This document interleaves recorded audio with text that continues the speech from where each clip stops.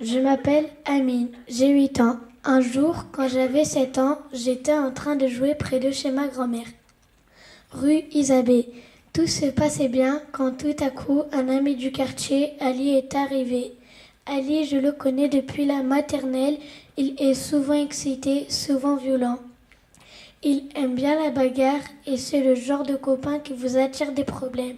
Ce jour-là, il est arrivé en motopocket, c'est-à-dire une mini motocross. Je ne l'avais jamais vu, je ne savais pas qu'il en avait une. On s'est tous arrêtés de jouer au foot pour admirer sa moto. Ali m'a tout de suite proposé de faire un petit tour du quartier. Je le connais bien, Ali, mais je n'avais pas tellement confiance en lui. Et puis, je savais que ma mère ne me laisserait pas monter dans ces véhicules-là sans sa permission. J'ai hésité, mais la tentation était trop forte. J'ai dit d'accord, mais seulement pour faire le tour du pâté de maison, entre rue Isabée et rue Général Paulet. Je suis montée derrière lui, Ali a démarré à fond la caisse, on a foncé à travers Pont-à-Nézen. On est passé devant l'école, on a pris la pente d'Intermarché à toute allure. Ali slalomait entre les gens pour leur faire peur. Moi, derrière, je lui hurlais dessus pour qu'il s'arrête, mais il ne m'écoutait pas. Je me cramponnais à lui tellement que j'avais peur, je ne savais plus quoi faire.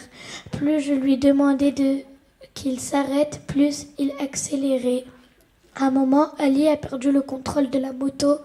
Nous avons percuté un arbre, j'ai été éjectée, ma tête a tapé contre le tronc. J'ai senti le sang couler et ma jambe me faisait très mal. Quand j'ai repris mes esprits, j'ai vu Ali debout, il n'avait rien, aucune blessure. Un monsieur est venu vers nous, il était furieux. J'ai compris que c'était le propriétaire de la moto. Ali la lui avait volée.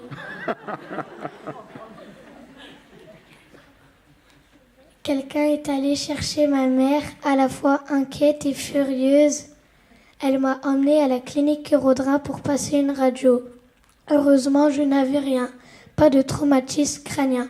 Mais aujourd'hui, j'ai encore des cicatrices aux genoux et aux coudes. Quand je les regarde, je repense à la trahison d'Ali. Un ami, c'est quelqu'un en qui on peut avoir confiance. Depuis, je me méfie de lui. Il ne s'est jamais excusé. Je continue de lui dire bonjour. Je lui ai pardonné, mais je n'ai pas oublié.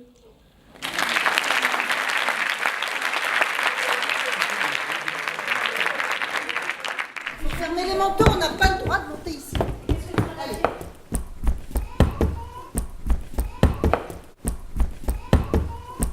Je m'appelle Cobra, j'ai 8 ans et je vais vous raconter comment ma famille a adopté un chien marron qu'on avait trouvé attaché à un poteau près d'un supermarché. On s'est occupé de lui, on lui a fabriqué une niche pour qu'il se sente chez lui.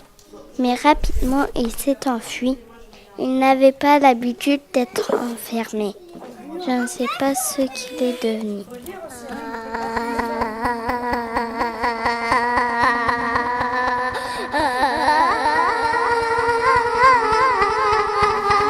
Je m'appelle Sarah, j'ai 7 ans.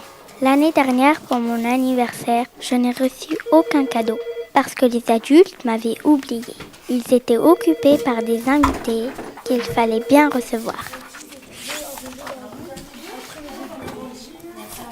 Je m'appelle Adrien, j'ai 7 ans et je voudrais vous raconter mon histoire. C'est une histoire compliquée qui commence chez moi en Guyane avec les Indiens marronniers. Dans mon histoire, il y a des chiens sauvages, des crabes et des taches blanches mystérieuses qui sont apparues sur ma peau. Oh, oh, oh.